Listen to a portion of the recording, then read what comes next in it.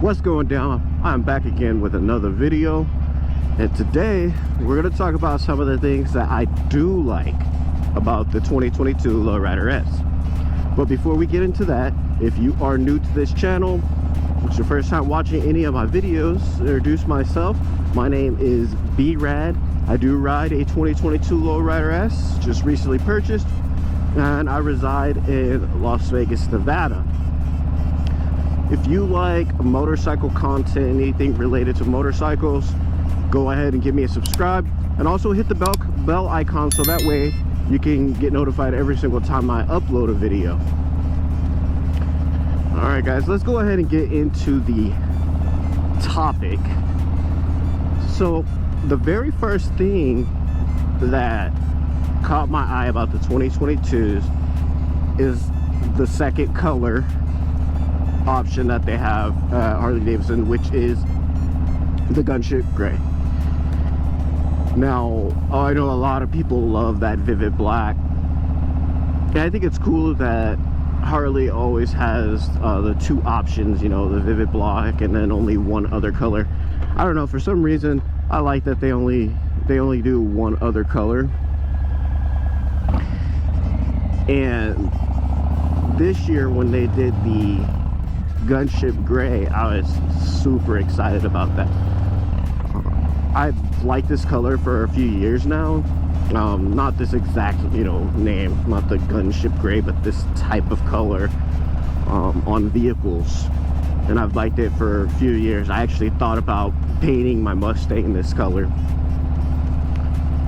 So when I see it, they were coming out with it on this bike, I was like, oh, that is awesome. I was like, I can't wait to go look at it in person, see what that color looks like in person, and see how it pops. Then when I went and I finally got to see it and I sat on the bike and just fell in love, man.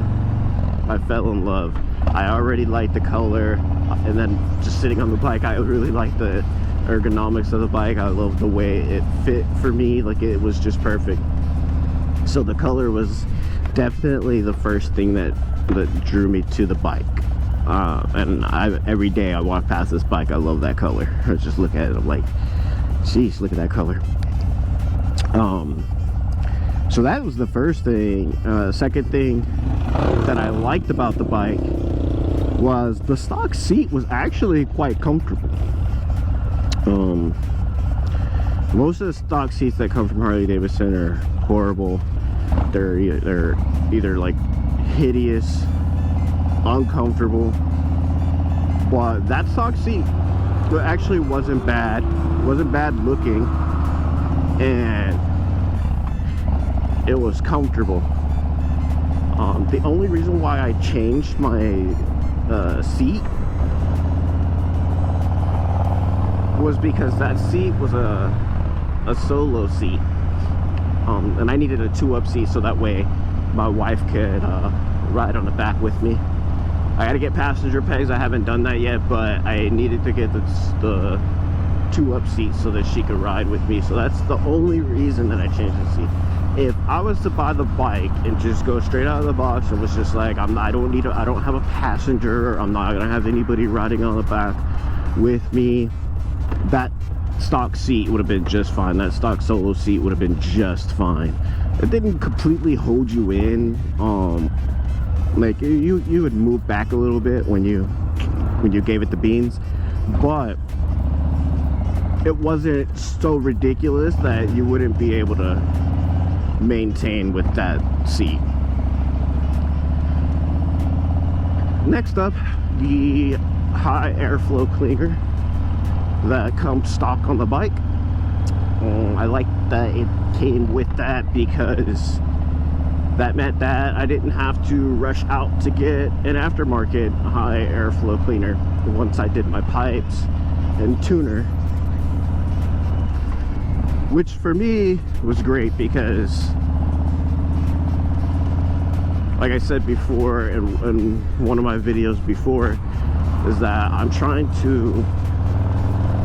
not trying to like get all my parts like right away.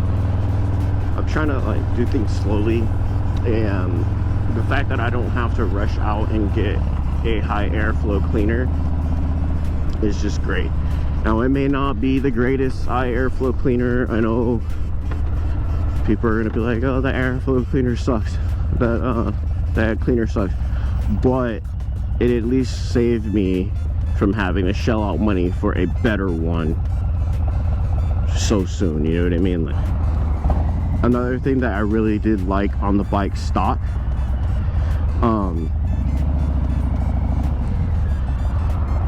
the dual disc brakes. Those are amazing. Obviously I'm gonna like the dual disc brakes because I'm coming from an Iron 83 that had single disc brakes. So coming from single disc to these dual disc, the braking feels so much better. So obviously I'm gonna be in love with that. But dual disc brakes are great, and I think most bikes should have them if they can. If the bike can support it, man, put those dual disc brakes on there. Give us all the stopping power that you can, because it feels so good to be able to. The fact that I didn't like the way the rear brake felt, because it didn't feel like it was doing much, and I was able to, like, I was still just fine with the front brakes until I adjusted my rear brake. Yeah, these dual disc brakes are great. Also, the color of the wheels. So the color of the wheels on this gunship gray, it looked really good straight out of the box. Now, the only reason I'm going to try to get my wheels painted red is because I'm putting red, little red accents here and there on my bike. But if you were to just go stock, the bronze wheels look so good on the bike, especially with like the bronze on the air cleaner and then the bronze on the derby cover on the side here. They both have bronze in them and they look good. They go well with the wheels. But after you start adding different colors to this gray, then the bronze on the wheels kind of clashes with the other colors and the gray. So that's the reason why I'm gonna change the color of the wheels. But the bronze color is actually really nice. I think it's a little bit throwback.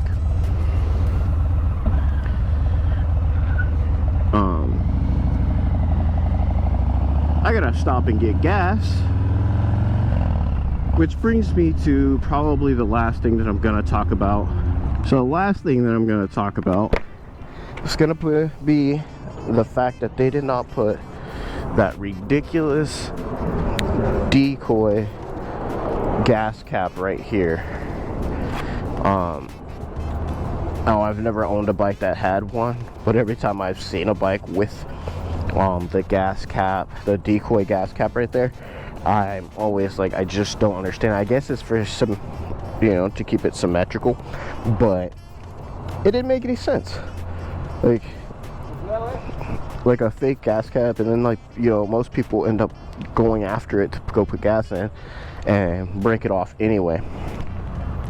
So that was basically the last thing about the bike.